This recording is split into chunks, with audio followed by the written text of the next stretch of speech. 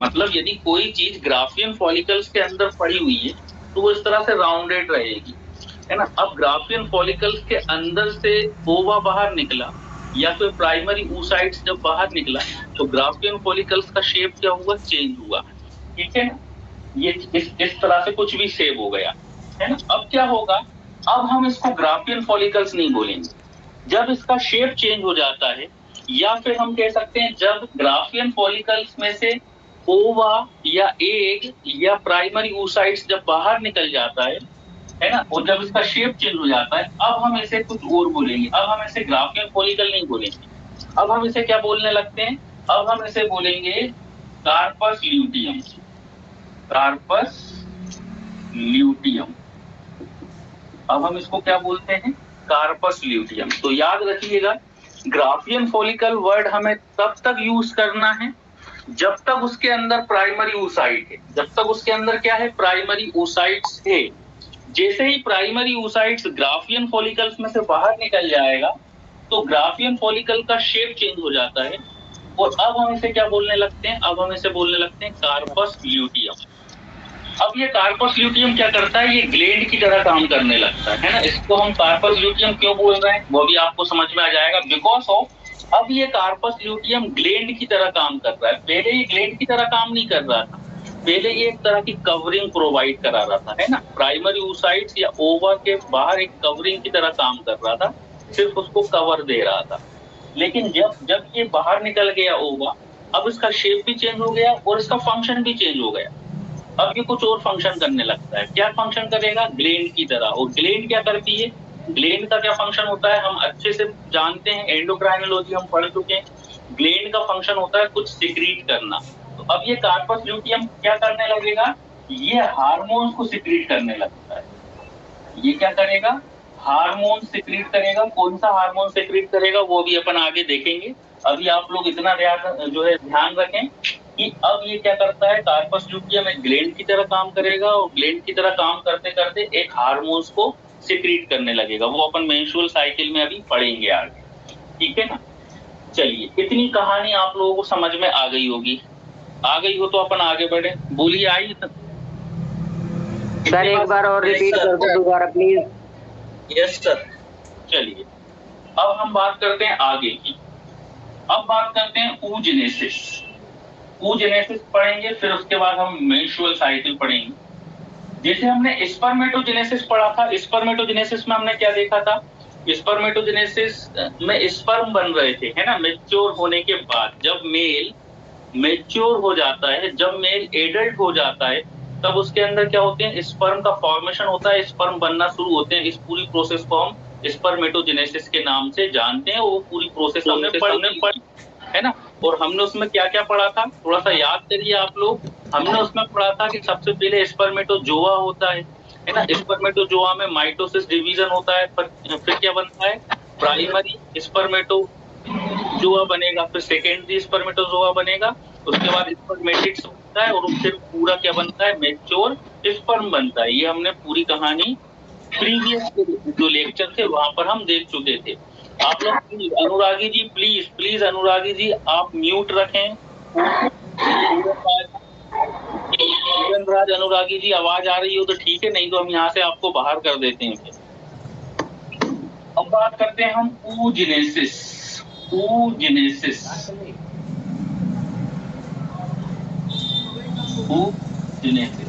oogenesis मतलब इसका क्या मतलब होगा, oogenesis का मतलब होगा फॉर्मेशन ऑफ ओवा। फॉर्मेशन ऑफ ओवा। ओवा के बनने की प्रोसेस को हम क्या बोलते हैं, oogenesis। वहां पर स्पर्मेटोजेनेसिस थी, यहाँ पर oogenesis मतलब फॉर्मेशन ऑफ ओवा।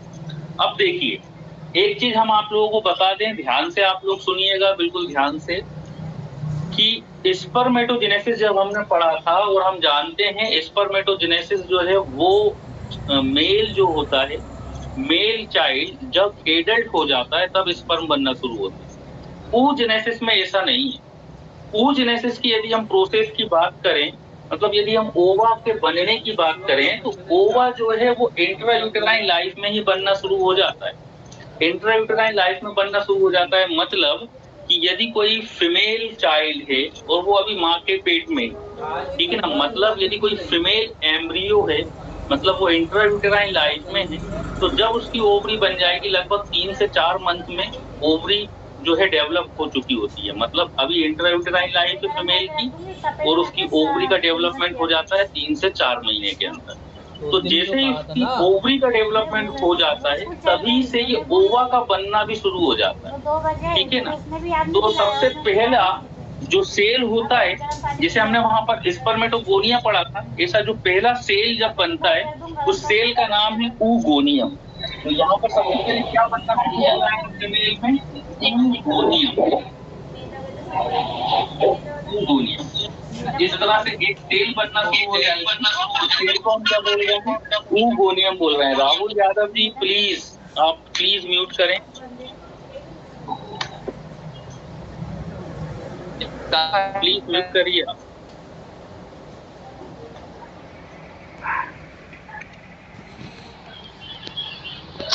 हेलो, चलिए ठीक है ना। तो oogoनियम क्या हाँ, यहाँ पर oogoनियम बनना शुरू हो जाएंगे। और ये oogoनियम कब बनना शुरू हो जाते हैं, ये oogoनियम बनना लाइफ में। Intra uterine life, intra uterine life मतलब फीमेल का अभी जन्म भी नहीं हुआ है। देखिए आप लोग, अभी इस फीमेल का तो जन्म भी नहीं हुआ है, अभी तो ये इंट्रा यूटेराइन लाइफ में तभी से oogoनियम बनना शुरू हो जाते हैं। तो oogoनियम क्या है, ये पहली प्राइमरी सेल है, मतलब अभी मैच्योर नहीं हुआ है ओवा। ओवा की पहली सेल को हम क्या बोल रहे हैं, oogoनियम बोल रहे हैं। अब इस oogoनियम में क्या होता है, इस oogoनियम में माइटोसिस या माइटोसिस डिवीजन होगा। इस oogoनियम के अंदर क्या होता है, माइटोसिस आते थे कौन से माइटोसिस डिवीजन होगा। सर जी माइक म्यूट करवाइए, ये लोग मान नहीं। इस oogoनियम में क्या होगा, माइटोसिस डिवीजन होगा, जो कि हम बाहर ही कर दें। जो क्या होता है कि टाइम खराब होता है बाहर करने में, आप लोग बिल्कुल समझते नहीं है इन सब चीजों को।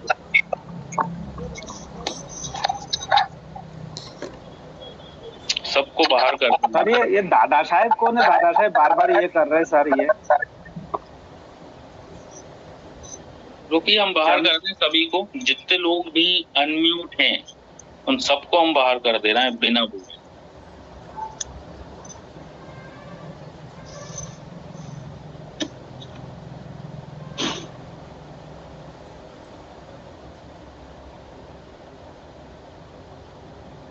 और कोई है क्या अनम्यूट? सब हो गए, चलिए।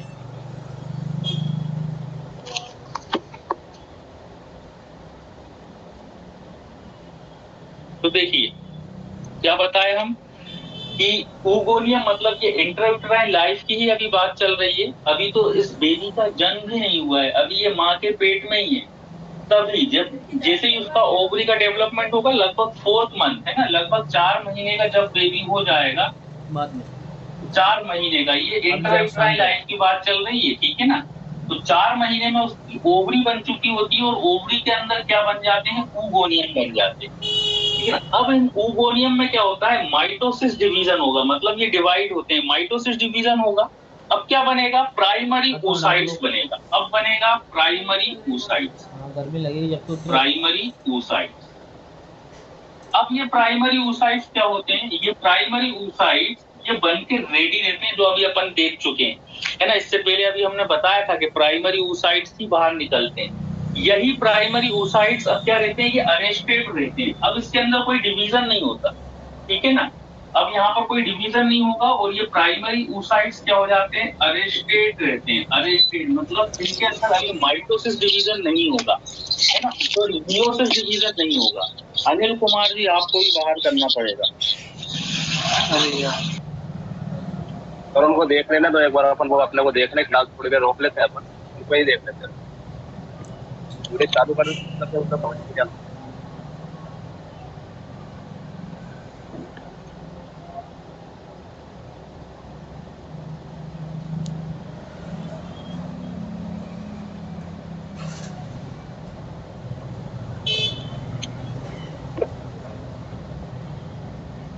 चलिए तो अब क्या होगा, इन प्राइमरी oocytes ये बन जाएंगे, ठीक है ना। अब बेबी का क्या हो गया, बर्थ हो गया और प्राइमरी oocytes उसके अंदर बनने लगेंगे। मतलब इंट्रायूटेराइन लाइफ में ये प्रोसेस चल रही थी और अब यहाँ पर क्या हो जाता है, बेबी का जब बर्थ हो चुका होता है तो बर्थ के समय उसकी ओवरी में प्राइमरी oocytes बन के रेडी रहते हैं, ठीक है ना। और ये प्राइमरी oocytes अब क्या रहेंगे, ये अरेस्टेड रहेंगे। अब इसमें कोई भी आगे डिवीजन नहीं होगा, है ना, इसलिए हम इसको क्या बोलते हैं, अरेस्टेड कहते हैं। मतलब अभी ये आगे नहीं बढ़ेंगे, अभी इनके अंदर आगे कोई भी अब प्रोसेस नहीं होगी। अभी कितनी प्रोसेस हुई, इंट्रायूटेराइन लाइफ में oogoनियम था, ठीक है ना। इस oogoनियम में माइटोसिस डिवीजन हुआ, माइटोसिस डिवीजन होने के बाद क्या बन गया, प्राइमरी oocytes बन गया। और जब ये प्राइमरी oocytes बन जाएगा, अब अरेस्टेड हो जाते हैं। अरेस्टेड मतलब हुआ कि अब आगे इसमें कोई प्रोसेस नहीं होगी, बस बन के इतना रेडी हो गया है, ठीक है ना।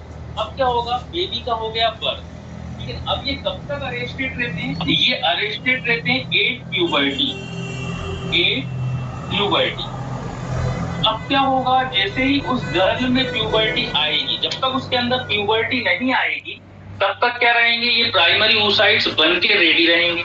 अब जैसे ही उस गर्ल के अंदर प्यूबर्टी आ जाएगी, अब आगे की प्रोसेस होगी। अब आगे की प्रोसेस क्या होगी, हमने अभी बताया था, ये प्राइमरी oocytes क्या होंगे, ये बाहर की ओर, मतलब अब इसमें मैच्योरेशन होगा, है ना। अब इसके अंदर क्या होगा, मियोसिस सेकेंड मियोसिस, अब इसमें होगा मियोसिस डिवीजन, है ना। मियोसिस डिवीजन 2 बार होता है, तो अब इसके अंदर होगा मियोसिस डिवीजन।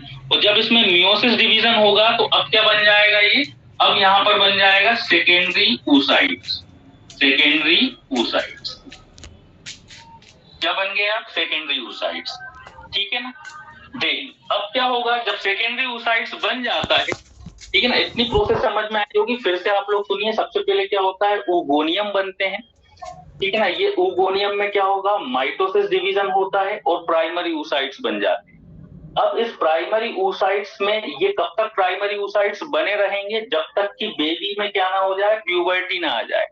जैसे ही उस चाइल्ड में, फीमेल चाइल्ड में प्यूबर्टी आएगी, अब आगे की प्रोसेस होगी और आगे की प्रोसेस होके ये प्राइमरी oocytes किस में कन्वर्ट हो जाते हैं, सेकेंडरी oocytes में कन्वर्ट हो जाते हैं। ये सेकेंडरी oocytes में कैसे कन्वर्ट होंगे, अभी हमने देखा था कि ग्राफियन फॉलिकल्स के अंदर क्या पड़ा हुआ था, ग्राफियन फॉलिकल्स के अंदर पड़ा हुआ था प्राइमरी oocytes। अभी हम देख चुके हैं ना, हमने बताया था कि ग्राफियन फॉलिकल के अंदर प्राइमरी oocytes पड़े रहते हैं, ठीक है ना। अब क्या होगा, प्यूबर्टी आ गई। अब प्यूबर्टी आएगी तो क्या होगा, हार्मोन्स रिलीज होंगे, एफएसएच हार्मोन्स रिलीज होगा, फॉलिकल स्टिमुलेटिंग हार्मोन्स। और ये फॉलिकल स्टिमुलेटिंग हार्मोन्स आके कहां पर एक्ट करेगा, ग्राफियन फॉलिकल पर, ठीक है ना। इसलिए उसका नाम फॉलिकल स्टिमुलेटिंग हार्मोन है, बिकॉज ऑफ वो ग्राफियन फॉलिकल्स पर आकर एक्ट करेगा। और ग्राफियन फॉलिकल्स के अंदर क्या पड़ा हुआ है, प्राइमरी oocytes। अब क्या करेगा, वो एफएसएच इस प्राइमरी oocytes के अंदर डिवीजन करेगा। कौन सा डिवीजन करेगा, मियोसिस 1। और मियोसिस 1 जब डिवीजन होगा तब क्या बन जाएगा, फीमेल में सेकेंडरी oocytes बन जाएगा। और ये सेकेंडरी oocytes बनने के बाद, अब देखिए आगे क्या होगा। अब सेकेंडरी oocytes बनने के बाद जब ये बाहर निकलेगा ओव्यूलेशंस के थ्रू, अब यदि मान लो स्पर्म आए, यदि स्पर्म आता है, ठीक है ना, यदि स्पर्म आए बाहर से, ठीक है ना, यदि स्पर्म आएगा तो ये सेकेंडरी oocytes जो है वो किस में कन्वर्ट हो जाएगा, वो सेकेंडरी oocyte में मियोसिस सेकेंड जो है डिवीजन होगा। यहाँ पर मियोसिस फर्स्ट हुआ था, प्राइमरी से सेकेंडरी तक जो है बना था कैसा, मियोसिस फर्स्ट के थ्रू। अब क्या होगा, यदि स्पर्म आ जाएगा तो स्पर्म आएगा तब मियोसिस सेकेंड डिवीजन होगा। और मियोसिस सेकेंड डिवीजन होने के बाद यहाँ पर क्या बन जाएगा, जाइगोट बन जाएगा, ठीक है ना। यहाँ क्या बन जाएगा, जाइगोट, यदि स्पर्म आता है तो। यदि स्पर्म नहीं आएगा, मान लो स्पर्म यहाँ पर नहीं आया, यदि स्पर्म नहीं आया तो क्या होगा, ये जो सेकेंडरी oocytes बना था, ये सेकेंडरी oocytes ही मेंस्ट्रुअल ब्लीडिंग के थ्रू क्या हो जाएगा, बाहर निकल जाएगा। मेंस्ट्रुअल ब्लीडिंग के थ्रू क्या होगा, ये सेकेंडरी oocytes बाहर निकल जाएगा। बिल्कुल सिंपल सा है। देखिए क्या हुआ, फिर से सुनिए एक बार क्या हुआ। oogenesis हम पढ़ रहे हैं। oogenesis की प्रोसेस में हमने क्या देखा कि सबसे पहले oogoनियम, पहली सेल जो होती है ओवा की, उसे हम बोलते हैं oogoneum, ठीक है ना। ये oogoneum इंट्रायूटेराइन लाइफ में ही बन जाते हैं। लगभग 4 मंथ का जब बेबी रहेगा इंट्रायूटेराइन लाइफ में, तभी ये oogoneum बन चुके होंगे, है ना। अब इस oogoneum के अंदर क्या होता है, माइटोसिस डिवीजन होता है और प्राइमरी oocytes बन जाते हैं, ठीक है ना। प्राइमरी oocytes बन के अब आगे कोई भी प्रोसेस नहीं होगी। कब तक नहीं होगी कोई प्रोसेस, जब तक कि उस फीमेल में क्या ना आ जाए, प्यूबर्टी ना आ जाए। अब प्यूबर्टी तक ये प्राइमरी oocytes पड़े रहते हैं। कहां पर पड़े रहते हैं ये पड़े रहेंगे ओवरी के अंदर। अभी हमने देखा ग्राफियन फॉलिकल्स के अंदर पड़े रहेंगे, है ना। अब जब प्यूबर्टी आ जाती है तब क्या होते हैं, कुछ हार्मोन्स रिलीज होते हैं, जैसे कि एफएसएच हुआ, ल्यूटिनाइजिंग हार्मोन्स हुए, है ना। ये एफएसएच या ल्यूटिनाइजिंग हार्मोन्स क्या करवाते हैं, ये प्राइमरी oocytes को सेकेंडरी oocytes में कन्वर्ट करवा देते हैं, मतलब उसके अंदर मियोसिस 1 करवा देते हैं। अब क्या बन जाता है, सेकेंडरी oocytes बन जाता है। अब सेकेंडरी oocytes से जो मियोसिस सेकेंड जो है ये कब होगा, ये तभी होगा जब स्पर्म आएगा, ठीक है ना। यदि स्पर्म आ जाएगा तो ये सेकेंडरी oocytes में मियोसिस सेकेंड डिवीजन होगा और जाइगोट बन जाएगा, ठीक है ना। और यदि स्पर्म नहीं आता है तो ये जो सेकेंडरी oocytes है यही मेंस्ट्रुअल ब्लीडिंग के थ्रू क्या हो जाएगा, बाहर हो जाएगा। मतलब यहाँ पर मियोसिस सेकेंड होगा ही नहीं। मियोसिस सेकेंड कब होता है, जब स्पर्म आता है, तभी मियोसिस सेकेंड डिवीजन होगा, ठीक है ना। क्यों ऐसा होता है कि स्पर्म आएगा तो ही मियोसिस नहीं आ रही, इसलिए ऐसा होता है। स्पर्म आने पर मियोसिस सेकेंड डिवीजन इसलिए होता है बिकॉज ऑफ, हमने बताया था कि डिवीजन के लिए, ठीक है ना, जाइगोट बनाने के लिए मियोसिस सेकेंड होना जरूरी है, ठीक है ना। और एक्चुअली है क्या कि स्पर्म के पास होता है सेंट्रियोल, है ना, सेंट्रियोल। मियोसिस सेकेंड कराने के लिए सेंट्रियोल का होना जरूरी है, और वो सेंट्रियोल किसके पास है, स्पर्म के पास, है ना। सेकेंडरी oocytes के पास कोई भी सेंट्रियोल नहीं है, इसलिए इसके अंदर मियोसिस सेकेंड नहीं हो सकता। स्पर्म के पास सेंट्रियोल होता है और ये सेंट्रियोल क्या करता है, सेकेंडरी oocytes के साथ मिलकर इसको क्या करता है, मियोसिस सेकेंड करा देता है और जाइगोट का फॉर्म हो जाता है। और ये जाइगोट जो है फिर 9th मंथ तक जो है स्टे करेगा यूट्रस के अंदर। और यदि स्पर्म नहीं आए तब यहाँ पर मेंस्ट्रुअल ब्लीडिंग के थ्रू ये जाइगोट नहीं, मेंस्ट्रुअल ब्लीडिंग के थ्रू सेकेंडरी oocytes जो है वो बाहर निकल जाएगा। इस पूरी प्रोसेस को हम बोलते हैं oogenesis। ये पूरी की पूरी प्रोसेस कौन सी कहलाती है, oogenesis की प्रोसेस कहलाती है। सर लास्ट वाला दिख नहीं रहा। समझ में आया? जी सर। चलिए अब दिख रहा है लास्ट का, ब्लीडिंग लिखा हुआ नहीं, ये ब्लीडिंग लिखा हुआ है बस, मेंस्ट्रुअल ब्लीडिंग। यदि स्पर्म नहीं आया तो क्या हो जाएगी यहाँ पर, मेंस्ट्रुअल ब्लीडिंग। मेंस्ट्रुअल ब्लीडिंग के थ्रू ये बाहर हो जाएगा। सर मायोसिस लास्ट डिवीजन के ऊपर क्या लिखा है, लाइट की वजह से दिखाई नहीं दे रहा है। ये 8 प्यूबर्टी ठीक, देखिए फिर से oogoneum में माइटोसिस डिवीजन हुआ। जब माइटोसिस डिवीजन हुआ तो प्राइमरी oocytes बना। ये प्राइमरी oocytes बन के क्या हो जाते हैं, अरेस्टेड हो जाते हैं। मतलब अब इनमें कोई भी प्रोसेस नहीं होगी। कब तक नहीं होगी, जब तक प्यूबर्टी नहीं आ जाती। जैसे ही प्यूबर्टी आएगी ये प्राइमरी oocytes में मियोसिस 1 होगा और 1 होने के बाद वो क्या बन जाएगा, सेकेंडरी oocytes बन जाएगा।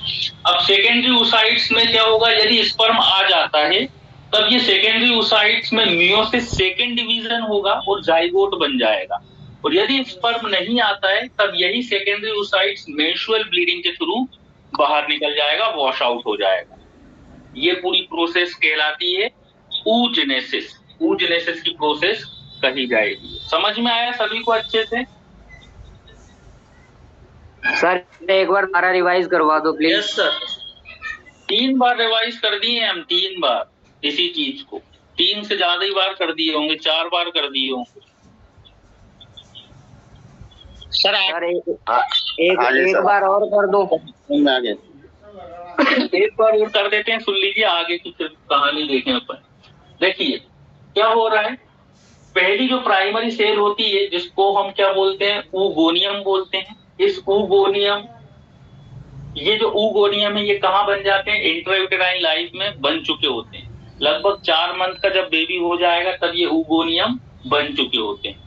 अब इस oogoneum में क्या होता है, माइटोसिस डिवीजन होता है और प्राइमरी oocytes बन जाते हैं। मतलब हम क्या कह रहे हैं कि ऊगोनियम से primary spermatocyte, primary oocyte, oogonium से प्राइमरी oocyte, ये इंट्रायूटेराइन लाइफ में ही ये प्रोसेस हो जाती है।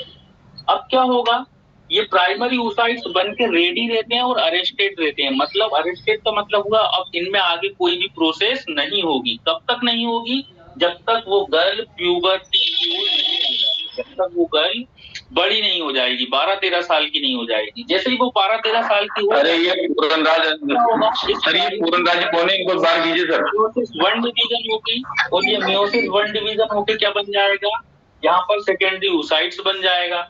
अब क्या आएगा, यदि स्पर्म आता है तो इस सेकेंडरी oocytes से मियोसिस सेकेंड जो है डिवीजन होगा और जाइगोट बनेगा। और यदि स्पर्म नहीं आता है तो ये सेकेंडरी oocytes जो है मेंस्ट्रुअल ब्लीडिंग के थ्रू बाहर निकल जाएगा।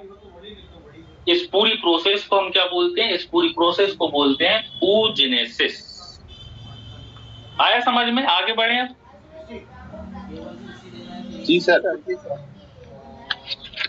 कल उसको तो जो है सर ये प्रॉब्लम एनिमल्स में भी, सॉरी ये प्रोसेस एनिमल्स में भी होती है ना? देखिए, अब एनिमल्स में यदि मेमल्स हैं, है ना, मेमल्स में यही प्रोसेस होगी, मेमल्स में यही प्रोसेस होगी। लेकिन कुछ एनिमल्स जो कि अंडे देते हैं, जो कि मेमल्स नहीं है, बात करें हेन की बात करें या मेमल्स के अंदर ये, मेमल्स मतलब जो ऐसे एनिमल्स जैसे एनिमल्स को क्या बोलते हैं? मेमल, जो माइक म्यूट करो भाई। सर ये अनुरागी सर को बाहर करें। आप लोग क्या चलिए सफिशिएंट है, फिर आज के लिए इतना ही। आप लोग क्या डिस्टर्ब करते हैं तो फिर आगे फिर मन नहीं होता। अब कल हम पढ़ेंगे, सुन लीजिए, कल हम पढ़ेंगे मेंस्ट्रुअल साइकिल, है ना। तो ये जो है oogenesis आप लोग एक बार अच्छे से पढ़ें, ठीक है। तो मेंस्ट्रुअल साइकिल भी माइक बंद करो यार। कल की क्लास में हम जो है नहीं आता है क्या? आप लोग समझेंगे ही नहीं है कि कल सर ये पूरनराज सर प्लीज सर, ये पूरनराज जी इनको एक बार अच्छे से समझा दी। पूरी क्लास डिस्टर्ब करके रखी है आज इन्होंने। ये पूरनराज जी को बोल दो एक बार सर। पूरनराज जी आपको सुनाई दे रहा है? क्यों आप डिस्टर्ब कर रहे हैं सभी लोगों को? पुरान जी बार बार वीडियो ऑन कर रहे पूरनराज अनुरागी जी,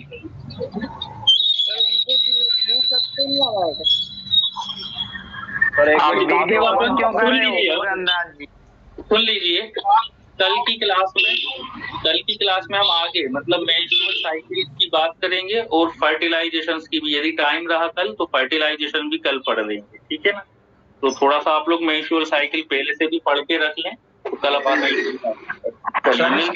रिकॉर्डेड वीडियो कहाँ मिलेगी? जी sir. Thank you sir. Thank you sir. Good night sir. Thank you sir.